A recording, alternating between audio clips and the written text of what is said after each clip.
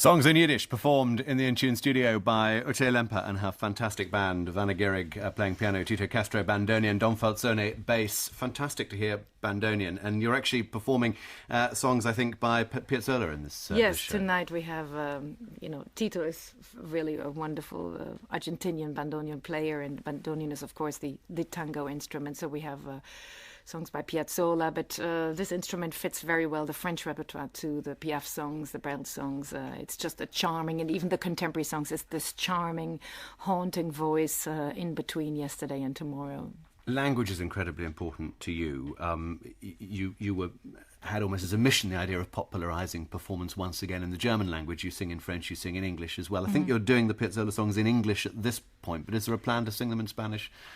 Actually, in the future? I do sing them, like the famous one, Balada para mi muerte, the Ballad of My Death. I actually sing the first half in Spanish. Then I switch to an adaptation in English, which I wrote myself, and then the end part is in French. So it goes across the border. The languages of Europe.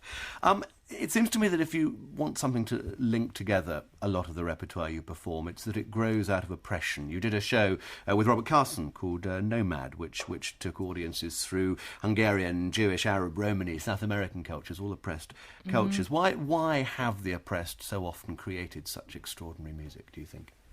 Well, it's same like with gospel music. It's out of pain. Music is an expression of pain, the most truthful expression of pain and emotion. And yes, of course, the expression of love at the same time, but hope. And it's like almost that pain is if it is unspeakable, and if you can't keep it inside, you almost have to let it out in music. And music has so many different keys and sensitivities that of course at the same time it's a political tool. I mean, the songs of oppression are expressing, of course, something which like the songs which were written in the exile and of the Nazi occupied territories are very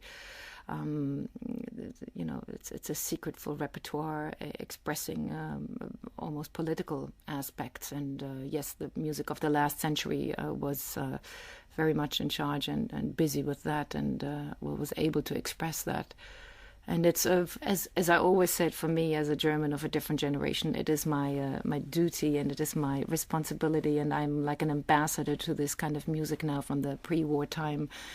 And just to keep it alive, to sing it in the world, really, from Buenos Aires, from the places where the Jewish communities went and the exiles went. But Buenos Aires is it's very specific. The Nazis went there too, so I do lots of concerts down there. But hopefully just for the Jewish communities, and hopefully the Nazis are not showing up. But it's a difficult journey, and the German dialogue is a difficult dialogue. But I will keep it alive as long as I live, and just to deal with all, what we need to do. The generations follow, the world changes so quickly. My kids live in a very different world nowadays. They can't even imagine that Berlin was divided into parts. It seems, that's only 20 years ago. It's only 20 years ago, and yet it was like yesterday to us. And if you imagine, I'm born into a world, the war wasn't even over 20 years. So it's just, so vast and rapid and violent change in the world. And so we have to keep this alive. We have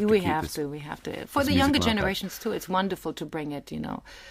When I was younger, I thought I wanted to bring it to the people of my age. Now I'm a little older, so I'm thinking about even bringing it to the younger generations and show them something which does not exist in the pop iPods today. Your children are growing up as New Yorkers. You live in New York now. I suppose you sort of did the Kurt Weill journey in the sense of Berlin to Paris and then on to New York. He never made it back to Germany after the war, at least not to live. Do you hanker for the old country? Might you go back there one day, or do you think New York's home for good now? I'm thinking about it all the time. It's difficult because the kids are in school. They don't want change. But for me, and also for my professional life, I have so many concerts in Europe, and dealing with jet lags all the time is just terrible. I would love to actually have one leg back in Europe, wherever, Barcelona, Paris, Rome, wherever, London, maybe Berlin. It would make a lot of sense for me, and but unfortunately, with the situation with the children, it's too difficult. But maybe wait a couple of years and But I'm definitely a European. I don't have the American passport, and I don't want to have it. I'm fine with my green card, and I just definitely carry the European songbook around the world. We're going to finish with some Kurt Weill. It seems to me that as the world sinks further and further into recession, and indeed political disquiet too, actually Kurt Weill's songs are more appropriate than ever, really, aren't they? Well, especially the Brecht lyrics, because he's such a comedian and he looked at the capitalism, the world, the banks, the power, and as I always said, Mac the Knife or Bernie Madoff is not far away from each other. We're going to hear Surabaya Johnny with the Rias Sinfonietta and John Madcherry. Well, there we are. There's another reminder. Radio in the American sector, back to a Berlin that is no more. It's been great having you here. Thank you very much. Thank you very much indeed. And thanks to the band as well. Thank you.